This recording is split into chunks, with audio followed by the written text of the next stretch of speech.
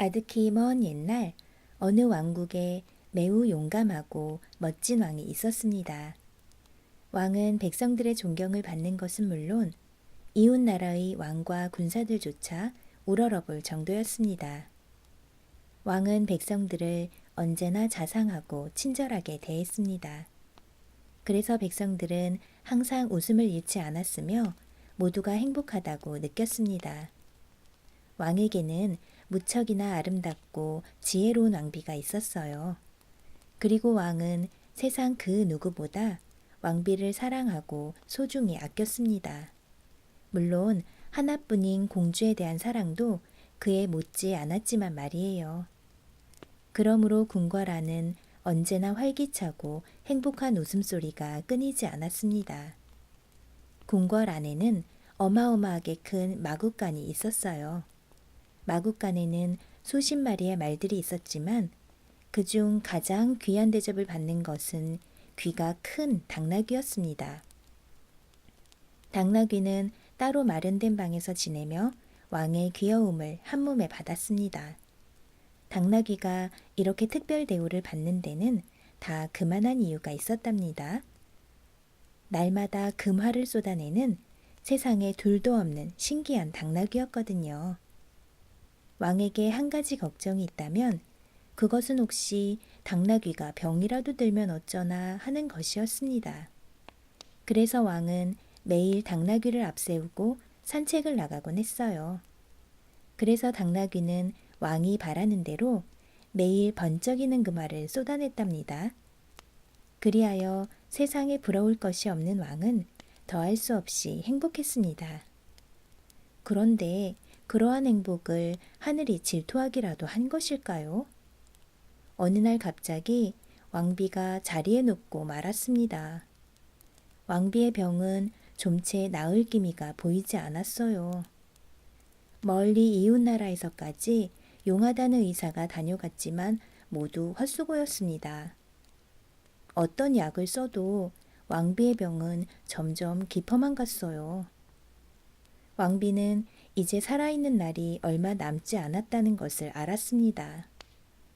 그래서 왕을 부른 다음 부드럽고 낮은 목소리로 요한을 했습니다. 왕이시여, 이제 나는 당신과 함께 행복했던 이곳을 떠납니다. 언젠가는 당신도 이 순간의 슬픔을 잊고 새 왕비를 맞이하겠지요. 그날이 오면 부디 나보다 더 아름답고 지혜로운 여자와 결혼해 주세요. 왕은 슬픈 얼굴로 왕비의 부탁을 거절했습니다. 왕비가 세상을 떠나더라도 오직 왕비만 사랑하겠다는 다짐과 함께 말이에요. 왕이시여, 당신께서 그러하시다면 저는 마음 놓고 눈을 감을 수가 없습니다. 그러니 부디 약속해 주세요. 왕은 왕비의 애처로운 모습을 더 지켜볼 수가 없어서 어쩔 수 없이 약속을 하고 말았습니다. 그제야 왕비는 마음을 놓은 듯 왕의 품에 안긴 채 편안히 눈을 감았습니다. 왕은 궁궐이 떠나갈 듯 통곡을 했고 온 나라가 왕비를 잃은 슬픔에 잠겼습니다. 왕은 왕비가 그리워 밤낮으로 눈물만 흘렸어요. 먹는 것도 잊고 뜬 눈으로 밤을 지새우며 오직 죽은 왕비 생각뿐이었습니다. 절망감에 빠진 왕은 울다가 정신을 잃기도 했어요. 그리고 정신이 들면 창밖을 멍하니 바라보며 넋이 나간 듯 헛소리를 하기 일쑤였습니다. 그런 왕을 더 두고 볼 수 없는 신하들은 하루빨리 새 왕비를 맞아야 한다고 저마다 목소리를 높였습니다. 그리고 왕이 정신을 차리는 방법은 그 길밖에 없다고 생각한 신하들은 왕비감을 찾느라 야단법석을 떨었어요. 그러던 어느 날이었습니다. 멍하니 창밖을 보고 있던 왕은 제 눈을 의심했습니다. 정원을 거니는 공주가 죽은 왕비를 쏙 빼닮았기 때문이었어요. 그 순간 왕은 공주가 자신의 딸이라는 것도 잊었습니다. 그리고 공주에게 마음을 빼앗긴 왕은 죽은 왕비보다 더 지혜롭고 아름다운 여자는 오직 공주밖에 없다고 생각했어요. 나는 공주와 결혼할 것이요. 왕은 신하들에게 속마음을 털어놓았습니다. 공주는 너무나 슬퍼서 매일 눈물로 밤을 지새우며 고민했어요. 그러다가 도움을 청하러 숲속으로 요정을 찾아갔습니다. 요정은 깊은 숲속에 지은 대리석 궁전에서 살고 있었어요. 그녀는 공주가 찾아오리라는 걸 알고 있었다는 듯이 말했습니다. 공주님, 지금은 힘들고 괴롭겠지만 진실은 변하지 않는다는 걸 잊지 마세요. 어떤 아버지도 딸과 결혼할 수는 없는 법이지요. 지금 폐하께서는 왕비님과 했던 약속을 지킬 생각에 잠시 눈이 먼 것뿐이에요. 그러니 어떤 일이 있어도 이 결혼은 막아야 합니다. 그럼 제가 어떻게 해야 하나요? 폐하께 공주님의 소원을 들어주면 결혼하겠다고 말씀드리세요. 먼저 결혼 선물로 사흘 안에 하늘을 수놓은 드레스를 지어달라고 하세요. 하늘이 폐하를 돕지 않는다면 그런 옷을 만들기는 쉽지 않을 거예요. 궁궐로 돌아온 공주는 요정이 시키는 대로 왕에게 소원을 말했습니다. 하늘을 수놓은 듯한 아름다운 드레스를 입고 싶어요. 사흘을 넘기면 안 돼요. 그러면 저는 절대로 결혼하지 않겠어요. 왕은 그 자리에서 당장 명령을 내렸습니다. 나라 안의 솜씨 좋은 제단사를 모두 불러들여라. 사흘 안에 짐이 말한 드레스를 만들지 못하면 무시무시한 벌을 내리겠다. 제단사들은 겁을 집어먹은 나머지 하룻밤 안에 드레스를 만들었습니다. 푸른 하늘을 오려내 옷을 지은 듯 아름다운 드레스였어요. 슬픔에 잠긴 공주는 눈물로 꼬박 밤을 지새웠습니다. 그리고 다음날 다시 요정을 찾아갔어요. 폐하의 힘은 놀랍군요. 궁궐로 돌아가서 달빛처럼 부드럽고 은은한 드레스를 만들어 달라고 하세요. 달님이 도와준다면 또 모를까 아무도 그런 드레스를 만들 수는 없을 겁니다. 그러니 나를 믿고 어서 돌아가세요. 공주는 다시 왕에게 소원을 말했습니다. 그러자 이번에는 이틀 만에 달빛 옷감으로 짠 듯한 은은한 드레스를 만들어 왔어요. 은빛으로 수놓인 옷이 어찌나 아름다운지 달님조차도 샘이 나서 며칠 밤이나 모습을 드러내지 않을 정도였답니다. 공주는 너무나 슬픈 나머지 몸을 움직일 힘조차 없었습니다. 그렇다고 그대로 주저앉아 있을 수만은 없었지요. 그래서 이번에도 요정의 말대로 태양처럼 눈부시게 빛나는 드레스를 만들어 달라고 했습니다. 왕은 거침없이 보석 상자를 열어서 황금과 다이아몬드를 꺼냈습니다. 그리고 제단사에게 태양처럼 눈부신 드레스를 만들라고 명령했어요. 제단사들은 미처 사흘이 다 가기 전에 태양보다 더 눈부신 드레스를 완성했습니다. 이제 공주는 꼼짝없이 왕과 결혼할 위기에 놓였습니다. 바로 그때 요정이 공주에게로 다가와 조용히 속삭였습니다. 폐하는 정말 못 해내는 일이 없군요. 하지만 폐하의 그러한 힘은 모두 당나귀에서 나오는 것입니다. 날마다 당나귀가 금화를 쏟아내니 그럴 수밖에요. 그러니 이제 마지막으로 폐하가 아끼시는 당나귀의 가죽을 벗겨달라고 하세요. 이번에는 쉽지 않을 거예요. 공주는 눈물을 흘리며 왕에게 마지막 소원을 말했습니다. 그런데 요정의 짐작과는 달리 왕은 그 자리에서 당나귀를 죽이고 가죽을 벗겼습니다. 그 모습을 본 공주는 너무나 무섭고 두려웠습니다. 공주가 어쩔 줄 모르고 벌벌 떨고 있을 때 다시 요정이 귀에 대고 속삭였습니다. 공주님, 이제 궁궐을 떠나세요. 폐하께서 만들어주신 드레스를 모두 이 가방에 넣으세요. 그리고 거울과 화장품, 다이아몬드 반지와 루비 목걸이도 잊지 마세요. 상자를 열고 싶으면 이 지팡이로 바닥을 두드리면 된답니다. 요정은 계속 말했습니다. 사람들이 공주님을 알아볼지도 모르니까 반드시 당나귀 가죽을 뒤집어 쓰고 다니세요. 아무리 힘든 일이 생겨도 당나귀 가죽을 절대로 벗어서는 안 됩니다. 공주는 요정이 일러준 대로 당나귀 가죽을 뒤집어 쓴 채 궁궐을 빠져나갔습니다. 마침 궁궐의 비밀 통로는 숲과 이어져 있었습니다. 공주는 당나귀 가죽에 몸을 숨긴 채 숲을 향해 계속 걸어갔습니다. 이러한 사실을 꿈에도 모르는 왕은 결혼식 준비를 하느라 꼬박 밤을 새웠습니다. 궁궐은 곧 있을 결혼식 준비로 마냥 들뜬 분위기였습니다. 그러는 사이 왕의 결혼식을 축하하기 위해 이웃 나라에서 온 손님들이 궁궐로 하나둘 모여들었습니다. 이윽고 왕의 결혼식을 알리는 종소리가 울려 퍼졌어요. 그때까지도 공주는 식장에 나타나지 않은 채 감감무소식이었습니다. 왕은 걱정이 되어 신하에게 공주를 어서 데려오라고 말했어요. 그런데 시간이 한참 지나서 돌아온 신하는 벌벌 떨면서 공주가 사라지고 없다는 사실을 왕에게 아뢰었습니다.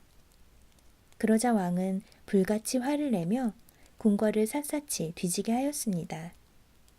그리고 병사들에게 나라 안은 물론 다른 나라로 가는 길목을 모조리 살펴보게 했어요.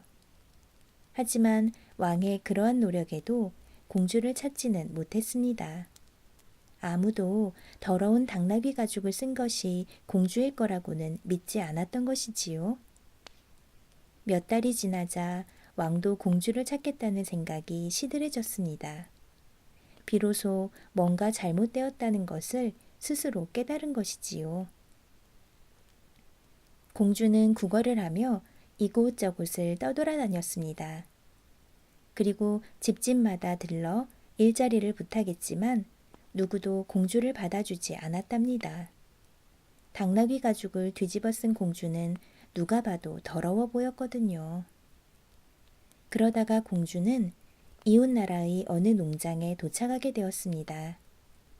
마침 농장 주인은 하녀를 구하고 있었어요. 농장의 하녀로 들어간 공주는 농장에 허드렛 일을 하며 지내게 되었습니다. 공주가 잠을 자는 방은 돼지우리보다 더 지저분한 골방이었지요. 벌레가 우글거리는 것은 물론 고약한 냄새 때문에 공주는 코가 떨어져 나갈 것만 같았습니다. 하지만 공주를 더욱 힘들게 하는 건 하인들이 틈만 나면 심술사납게 공주를 괴롭히는 것이었습니다. 일주일 동안 힘든 일로 지친 공주는 일요일 오후에야 겨우 편히 쉴 수 있었습니다. 그럴 때면 공주는 요정이 가르쳐준 대로 바닥을 지팡이로 툭툭 두드렸습니다. 그러면 꽉 닫혀있던 상자가 거짓말처럼 열리고는 하였지요. 공주는 상자 안에 들어있던 드레스를 하나하나 꺼내 번갈아 입으면서 그동안의 슬픔을 달래고는 하였습니다. 거울 속에 비친 공주의 모습은 스스로 생각하기에도 눈이 부시게 아름다웠거든요. 방금 피어난 한떨기 꽃보다도 풀잎에 맺힌 영롱한 아침 이슬보다도 더 아름다웠지요. 그 일 말고도 공주의 슬픔을 달래주는 또 한 가지 비밀스러운 일이 있었습니다. 어느 날인가 사냥을 나왔던 왕자가 잠시 공주의 곁을 스쳐 지나간 적이 있었어요. 그때 공주는 왕자의 늠름한 모습에 그만 마음을 빼앗기고 말았습니다. 그 뒤로 공주는 먼 발치에서 왕자를 지켜보는 것만으로도 행복했습니다. 그러던 어느 날이었습니다. 사냥을 나왔던 왕자가 농장에 들러 쉬어가게 되었어요. 농장 이곳저곳을 기웃거리던 왕자는 아름다운 노랫소리를 듣게 되었지요. 그 소리는 작은 골방에서 흘러나오고 있었습니다. 왕자는 조심스럽게 골방 앞으로 다가갔어요. 그리고 무심코 열쇠 구멍으로 방 안을 들여다본 왕자는 깜짝 놀라고 말았습니다. 내가 지금 꿈을 꾸고 있는 건 아닐까? 이렇게 누추하고 지저분한 골방에 저렇게 아름다운 아가씨가 있다니 믿어지지 않아. 공주의 모습을 본 왕자는 그 자리에서 사랑에 빠졌습니다. 그래서 당장이라도 골방문을 열고 싶었지만 꾹 참을 수밖에 없었어요. 그러다가 아름다운 아가씨가 놀라서 달아날까봐 겁이 났던 것이지요. 궁궐로 돌아간 왕자는 농장에서 본 아가씨의 모습이 떠올라 잠을 이룰 수가 없었습니다. 눈을 떠도 눈을 감아도 오로지 그 아가씨 생각뿐이었어요. 마침내 왕자는 사랑의 열병으로 알아눕게 되었습니다. 왕자는 신하들에게 농장에 있는 아름다운 아가씨를 찾아 데려오라고 했지만 모두들 더럽고 못생긴 당나귀 가죽 이야기만 전할 뿐이었습니다. 실망한 왕자는 먹는 것도 잊고 온종일 입을 꾹 다문 채 말도 하지 않았습니다. 왕비는 걱정이 돼서 왕자를 그대로 두고 볼 수가 없었어요. 그래서 그 이유를 캐물었습니다. 왕자는 마침내 어머니에게 농장에서 보았던 아가씨에 대해 털어놓았습니다. 그리고 신하들에게 들은 당나귀 가죽에 대해서도 말했습니다. 왕자는 마음속 비밀을 말하고 나니 기분이 좋아진 듯 했습니다. 그래서 이제 뭔가 좀 먹고 싶다고 하자 왕비는 요리사에게 갖가지 맛난 음식을 준비하게 했답니다. 하지만 왕자는 입맛이 없어서 그 어떤 음식도 먹을 수가 없었어요. 어머니, 당나귀 가죽이 만든 케이크와 과자를 먹고 싶어요. 왕자는 다시 왕비에게 간절히 부탁했습니다. 왕비는 왕자의 소원을 들어주기로 했어요. 그래서 신하들을 시켜서 당나귀 가죽에게 케이크와 과자를 만들어 오도록 명령했습니다. 왕비의 명령을 받은 당나귀 가죽은 손을 깨끗이 씻은 다음 케이크와 과자를 만들기 시작했습니다. 그런데 반죽을 하다가 그만 실수로 루비 반지가 손가락에서 빠져 반죽 속으로 들어가고 말았습니다. 당나귀 가죽이 만든 케이크와 과자를 본 왕자는 저절로 힘이 났습니다. 케이크를 입에 넣는 순간 왕자는 너무나도 부드럽고 달콤한 맛에 깜짝 놀랐습니다. 지금까지 이보다 더 맛있는 케이크를 먹어본 적이 없어. 왕자는 나머지 케이크를 집어 정신없이 먹었습니다. 그러다가 케이크 속에서 반짝거리는 루비 반지 하나를 발견했어요. 그런데 이게 어찌된 일일까요? 반지를 보는 순간 갑자기 왕자의 가슴이 쿵쾅쿵쾅 뛰기 시작했어요. 왕자는 반지를 손바닥 위에 올려놓고 보고 또 보았습니다.